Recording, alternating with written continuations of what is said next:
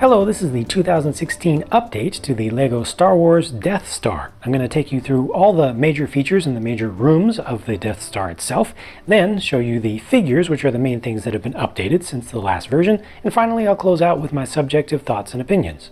So taking it one room at a time, I'm going to start right here.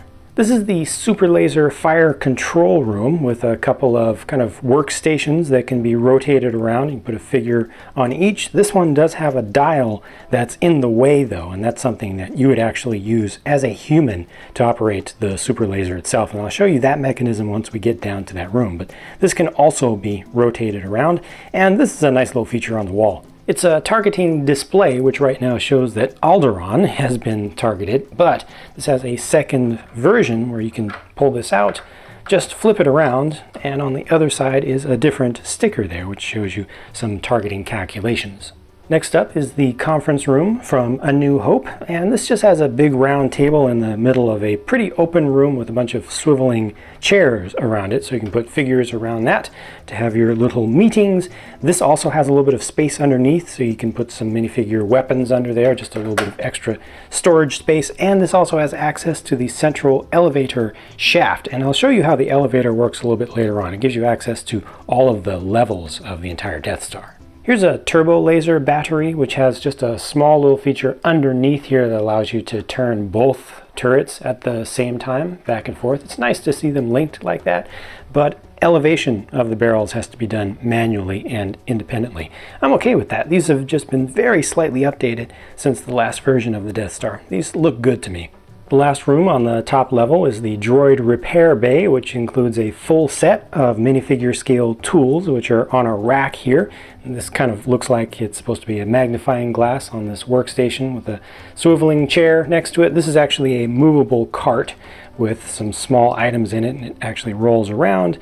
Just you could see that as a blaster or some sort of probe, and then there's also a little gauge here, and this can be moved. This center table can be turned up like this, which looks good. You can store some spare parts in here, and there's also a little mouse droid back there, which actually has a hole in the wall that it can go through, kind of like a mouse hole. So that's a nice little almost hidden feature that's kind of back there. Also, more of a hidden feature is this knob down beneath this table. You can turn this to activate something that I'll show you in the next room down below. One other thing that I want to show you here now actually is the elevator, because this is where you as a human control the elevator. It's this knob right here, and that just controls that going up and down. It is still fairly difficult to get a figure actually onto the elevator platform. I'll just use this guy as an example, because it's kind of just suspended there by a single string, so it doesn't have a lot of strength. What you really ideally want to do is come from the other side and hold on to this center shaft. It's kind of a buffer, and it gives you a little bit of control so that the thing isn't moving around quite so much. But see, it's really a cramped space to get somebody in there. But finally, you can make that happen and send it on down to the next level, which is where we're going to go right now. So this is obviously a hanger, and the thing that I was just showing you beneath the table up above that you can turn just does this, just moves around whatever's on these hooks. So right now we've got Darth Vader's advanced tie here, which is very securely held there actually with just a bunch of, it's just a Technic build here. I don't like the colors up there at the top, but it holds it pretty well, and I'll actually show you this tie a little bit later on just by itself. But there really isn't room to put anything else here or anything different. It's specifically designed to hold just that one ship. Back there you can see the elevator shaft, and that just shows you how you get access to the different levels. So there's the droid that I moved down. This is a very nice window over here which takes you to the Emperor's throne room, and we'll show that in just a minute after getting around there. Some stickers on the floor. You know, the detailing in here is nice, but there isn't a whole lot that you can really do with this room. This is a nice sliding kind of blast door, and I do like the windows up here. Let's go to that next room. This is where the main super laser is housed, and what we were just looking at from the other side with the windows is actually a balcony elevated control area. It's tough to get light in there, but I think it's a very nice looking space. You can pose a couple of minifigures up there. It has some nice printed console pieces and slope pieces. I like the tinted window, and the gear is something you can actually turn. That controls this sliding blast door, which moves pretty smoothly and looks pretty good. The interior build behind the super laser dish is all about the control mechanism used to aim the super laser physically here in the model. Previously I showed you there was a knob in the control room up above in the middle of one of those workstations that's used to control the elevation of the beam, so you can turn it up and down, and you can rotate that entire console together, which moves the entire super laser mechanism. The mechanism in the center has a worm drive, and it's nice to be able to see the gears actually moving. Also, this is very sturdy and very smooth. It doesn't get caught or stuck. On the other side, minifigures get to look in as well through some tinted windows, and they also get a couple of printed consoles. Those are the same piece from left to right, and the all-important lever that you pull to pretend to fire the thing. The super laser dish itself is an interesting build and always has been. It uses a ton of hinge pieces of two different types. Everything just gets folded all around and all just comes together in a very elegant way to give you a shape that's not possible with any normal single Lego piece. They've also made this a little bit more sturdy with the beams this time around, especially with the center one, which was especially prone to being accidentally knocked out before, but now it has a lot of support down the middle of it. So all of this can be handled a bit, which it really couldn't before, and stuff isn't falling off. Here is the detention block from A New Hope with a very recognizable space out here in front, and there's a security camera up above that you can shoot out. The control panel area has a bunch of slopes with stickers on them. For consoles, there are two different types of stickers. There's one, there's the other, and then they just get repeated around. And here's also another lever that you can pull. The detention block hallway is another place that's tough to get light down into, but they've got this great forced perspective going on with the build as they bring the walls closer and closer together as they move back, and then they have a sticker that just goes with the whole effect. The floor itself is also significantly tapered towards the rear. On the right here is the cell where Princess Leia is being held, and you can open the door to that with this knob on the outside. There's also much easier access for us humans here with this removable wall, so there's Leia. Directly across the hall, they included the trash compactor chute, which can be opened, and you can drop figures down there. They will land in the trash compactor, which we'll see when we get to the lower level. Rounding out this largest level of the Death Star is the Emperor's throne room. The tombstone-inspired throne itself looks very good, and of course can be rotated around for dramatic effect. That window back there looks much better than it did on the previous version, and we saw this from the hangar bay. You can actually open that. I don't know if it's an intended feature, but you can kind of throw somebody through there if you want to make up your own story. Though space is almost always at a premium in the interiors of Lego builds, there's plenty of room to pose figures on the stairway. You can have fights out here. They actually have this elevated platform which can be knocked out to bring that down. They have some barrel-like things around the edges you can use to do some force fights with.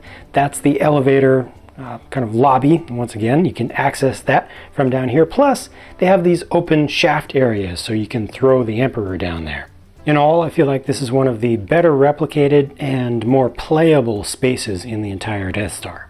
Down below this central air shaft space, which is where you would throw the Emperor from above, this is the biggest area on the Death Star because it actually covers two levels here. So one floor is here everywhere else, and then it also goes all the way down to the ground. So here you can do your rope swing, although it doesn't look that great when you actually put two figures on there, but there are a couple of platforms where you can pose up stormtroopers up there. You can also put a figure over here, and the idea is to do the swing from this side to this. This is just a really nice looking iconic space, and I think they did a really good job in the original design to open this up to make it very grand. Now you can get two figures to swing together like they did in the movie, but this is not a very good connection and Leia can slip off pretty easily. They call this the cargo bay, and relative to all the iconic scenes that have been depicted in other rooms, this here just feels like filler to me.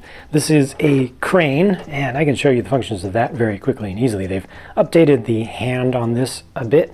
Actually is a pretty respectable build, allows it to pick things up, has a good amount of friction in it. You seat an operator right there, and the idea is the thing would just kind of hover around and pick things up and load them up onto this elevator platform here. So you do still get access to this room from the central elevator shaft that can be brought down right there, but additionally there's this side elevator which does not come down all the way to the ground. It only comes, I mean, this is as far down as it'll go. It is operated by this crank over here, and that moves up into the hangar bay above where you hit your head on Vader's advanced tie. You have to move that out of the way, and then he can come up. The idea is that you would be moving cargo up here, and actually in this hangar bay up here, they have some cargo items, so you can move things up and down. So it's supposed to be really a play feature here. The rest of the room, minus the crane, is pretty empty. They just have a weapons rack on one side. Connected to the cargo bay, this small slice of space has one of the defensive gun emplacements for the Death Star, complete with space for 2 of those iconic Death Star gunner figures to sit, and each one gets one of the relatively new printed console pieces, a 1x2 cheese slope piece.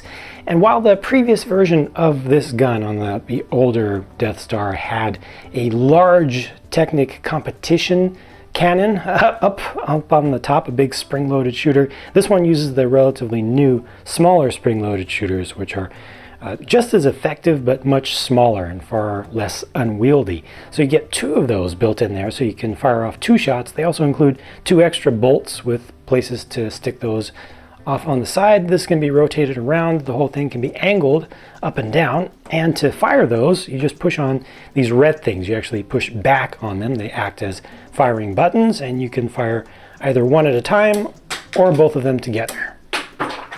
Finally, we've come to the trash compactor, and remember I showed you there was a trash compactor chute from the prison cell block up above? Well, this is where you land when you fall from there, and this has some studded space and some tiled space on the floor now with the 1x2 tiles in trans brown or trans black to make it look like murky water or oil. They've changed the builds using this newer piece for some of these pipes that you can use to stop the walls from caving in on you. Speaking of which, they do still have the same function that was originally there. Let me move a couple of figures out of the way to demonstrate that. It's this up here above that you use to control moving these things together. So it actually works out pretty well, and if you set things up properly, you can actually stop it from being closed. But if you don't, if stuff isn't sufficiently in the way, then it'll close up all the way. Now that right there is the eye of a Dianoga. Previously, they had this big old Dianoga build that took up most of the space. Now you can just show its eye that's popping up from underneath the water level, you might say. Here's how they pulled that off. They've added this little platform to allow you to pose the Dianoga beneath the floor, and it is a complete build.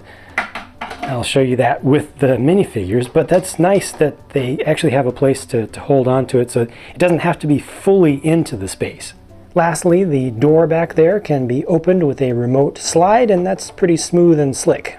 The control for that door is in the adjacent space. You just slide this in and out, and this is where the tractor beam control is, where Obi-Wan Kenobi can try to disable the thing. It has some levers around the side that you can just turn up and down, but one of them is not like the other. This last one here in the center can be pulled straight out to deactivate the control energy beam up there. Just pull that out, and that slides straight down. And there's also a small shaft down below that you can use to reset that, to put it back in place. Lastly, the Death Star has a basement. This is the bottommost level, which just has some small little things that are kind of for the sake of greebling. You can bring the elevator all the way down there, but good luck getting a figure in and out of that. There's just enough room, if you just kind of use your fingers like this, to get figures in here at all. So you can kind of pose them, but it's not really a very playable space. And it's just some extra room, mostly useful, I'd say, for storage. Of course, this one area here with the air shaft is just connected. So that's probably the most usable part of the basement, because you can easily get your hand into this area, and that of course extends up to this much larger space. Here's a closer look at Vader's advanced tie. As earlier promised, this has actually been updated quite a bit since the previous version, although the changes are subtle in how they appear. They've used parts that didn't exist before, like these 2x2 wedge plates here in black for the tips of the panels. I think the overall proportions look pretty good. I think this has a little bit less going on than the previous one for different shapes that are unexpected. It just feels a little bit more continuous and contiguous with the different colors and shapes together. This is still the most awkward part right here, but it does actually fit Vader inside of this thing, which is more difficult than it used to be because Vader's new helmet is taller than it used to be. But they made it work. He does fit in there with his cape, and it closes up properly, so I'm happy with that. And yeah, the overall look of the thing is good, and I'm glad that you can play with this independent of the Death Star.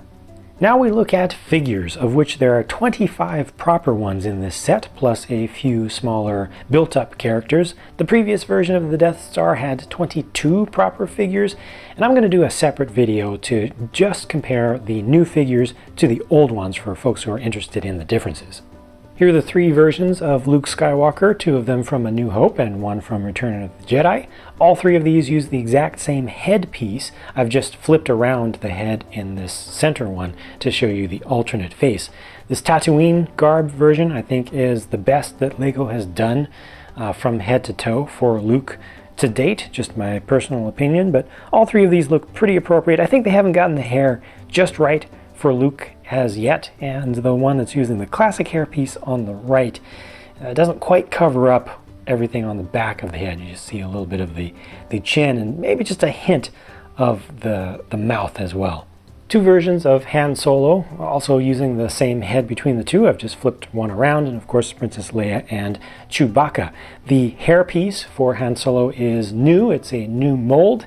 I think it's the thing that has gotten the most positive reception out of anything that's been changed in this new set. It really is good. When you look at these rear quarter views, you can just imagine a photorealistic Harrison Ford face on the other side of that figure. They captured that shape so well. It'll be interesting to see what other figures they put that same hairpiece on. But I think the entire thing, not just the hairpiece, but the whole figure, actually, for at least the first three of these, look really great to me. I don't think I'll ever get used to this version of Chewbacca, mostly just because of the eye area. I do like the bowcaster, though, and the fact that it can actually shoot out a stud or tile piece, and Princess Leia also has an alternate face.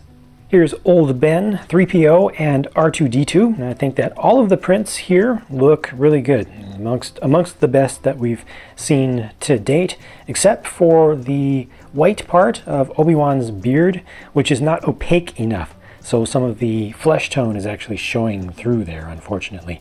I like the robes. Unfortunately, there's no side printing for 3PO on this one. Sorry about that.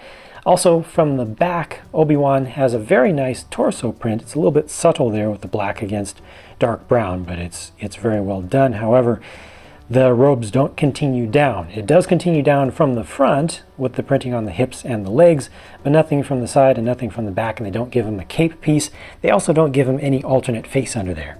The bad guys get capes, though. How is that fair? Actually, I think it's completely fair because Empire rules.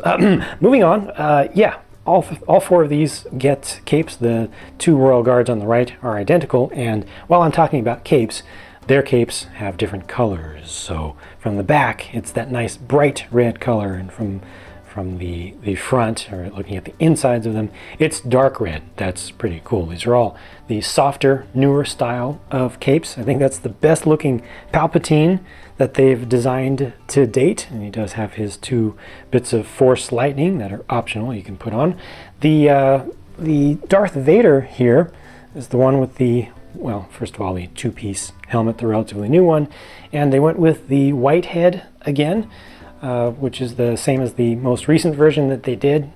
I'm okay with that, but I just wish they would just pick one color. They've done him in gray, in extra light gray, in tan. Just pick one and stick with it. I think that the printing on that is really good. I like the scarring on the back. You also get an alternate face for Palpatine. These guys, though, the Royal Guards, have no face. They just have black underneath there entirely. Nice thing about these capes is you can just flip them up, so you can see there is no printing on the back of Darth Vader. I'm okay with that since he's always going to have his cape on, but for such an expensive set, it would have been nice to get something back here, just a token, you know, some creases, I think. But like I said, I'm okay with it. Just feels a little bit cheap for such an expensive set. The prints from the front definitely look good, including the ones for the Royal Guards. Here's Grand Moff Tarkin, an Imperial officer and an Imperial Navy officer. I think that each of these also looks good, though I would have liked to see just a little bit of printing in the hips, just to continue things down a little bit, just to have a little bit of creasing. Probably doesn't need any printing on the legs, though, but just something in the hips would have been okay. No alternate face for the two on the right because of their caps. You know, you would be able to see the faces from the back. These prints look fine on the back, even though they're maybe a little bit too consistent with just the placement of the creases. They changed it a little bit here, but Tarkin does get an alternate face, which is not too much different. He just has an eyebrow raised here compared to the other side, where it's just a little bit more consistently angry looking. Of course, you get your stormtroopers, and you can never have too many of those. They give you 2 official ones in this set, but you can easily turn that into 4 by using the 2 extra stormtrooper helmets included in the set. Place those on your stormtrooper disguise, Luke and Han, and then they can become bad guys. Just forget what faces are used in there and use your other Luke and Han figures. So that's a nice thing you can do. I also like to forget what face is underneath of these official stormtrooper helmets, because it's angry clone, and there should not have been young clones in the original trilogy, but we can forget about that. The Death Star troopers, actually just 2 of them in the set, but they have the same head. They have an alternate face, so I've swapped one of them around so you can see both expressions, which are very close to each other. I really like the prints on these guys. Those are silver metallic belts, and they also look good from the back for such generic, you know, non-named characters. And here are 2 more generic non-named characters, the Death Star Gunners there on the left, which I do think look really good, really appropriate. And then the droids are a Death Star droid, the black one, and an Imperial astromech, which LEGO hasn't put an official name on, but they actually did show up in the background of, I think it was just one single scene. It's nice to get more relatively obscure droids. I like to collect droids myself. I just like them personally. No alternate face for the Death Star Gunners, but they do get nice print on the backs of them. And I like the printing going all the way around the astromech head there as well, which is done in transparent brown or black. And there's a look at the one single face for the Death Star Gunners. There's also an interrogation droid in the set, which is a very simple build, but very effective. I think it looks good, and it does come with this clear antenna piece to use as a stand. Here's the updated Dianoga, which uses brown-colored steer horns for its legs and tail, or is that just another leg? Those things sticking out.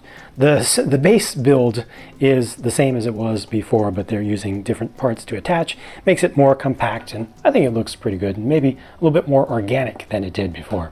Last and least, here's a little bit closer look at the mouse droid, which I personally like very, very much. This updated Death Star was released at a retail price of $500 US in 2016. Any way you look at it, that is a lot of money to pay for a LEGO set. Whether it's worth that is definitely debatable from person to person. The most unfortunate thing is that LEGO does not adjust their prices for inflation over time, and the previous version of this Death Star had been on the market for $400 since 2008 until it was discontinued just earlier this year. Had it been adjusted for inflation, it would have been $450. Then we would have been looking at a $50 price hike for this updated Death Star with 200 more pieces and significantly better minifigs, as well as 3 more minifigs than before. Instead, all most folks see is that earlier in the year this was $400 and now it's $500 with changed minifigures and pretty much everything else being identical. It's a tough pill to swallow, especially with $100 being such a perfectly dramatic large number to get angry about. And from what I understand, in other countries the relative price change is even larger. I myself still think this is a pretty good playset for kids, as I did before. In fact, some of the small changes that were made in this update actually improve playability and durability. The worst thing about this play-wise is definitely that center elevator shaft, which is still difficult to access. As a display set for collectors, I still think this is fairly poor. It just doesn't look good on display to me. It needs to be covered up, and adding covers to it would have added probably hundreds more dollars to the price of the thing. Obviously, if you already have a previous version of the Death Star, LEGO is not trying to sell this update to you. If you weren't able to get one before and you still want it and you like what you've seen, then I'm glad that you are in luck and they've brought it back to market. There's a reason this huge expensive set has been on the market since 2008 and has been brought back. Obviously, there are folks out there who like it and can afford it. It's definitely not for everyone though. But that's it for my thoughts for now. I invite you to leave your thoughts in a comment down below. Make sure you've checked out my commenting policy in the video description, and I look forward to seeing different people's opinions. Thanks much for watching. I hope you've enjoyed this. I'll talk to you again soon. We got Death Star. We got Death Star. We got Death Star. We got Death Star.